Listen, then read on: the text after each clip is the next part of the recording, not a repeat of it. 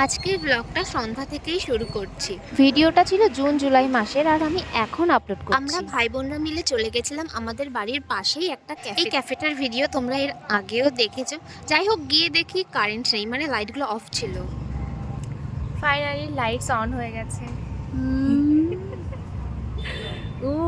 করিস না, আমাদের বুনু আজকে জিমে ভর্তি হয়ে আসলো। আসলে আমার লাস্ট খাওয়া। হ্যাঁ, আজকে তো লাস্ট খাওয়া।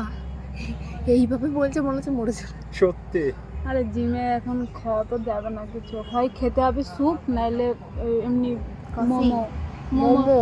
স্টিম মোমো খাওয়া যাবে।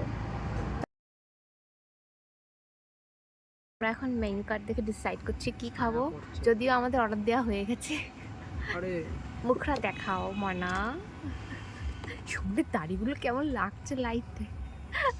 আমার দাড়িগুলো ঘন হয়ে যাবে, দেখো দিদি কাটার মতো কাটা, সজারু কাটার মতো হয়ে গেছে।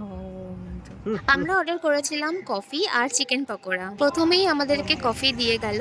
আমি তো কফি খাই না, বাট এই ক্যাফেটার কফি আমি খাই, কারণ এখানকার মানে কফিটা না চায়ের মতনই মিষ্টি থাকে, তাই জন্য আমার ভালোও লাগে খেতে। তারপরেই চলে আসলো আমাদের গরম গরম টেস্টি টেস্টি চিকেন পকোড়া।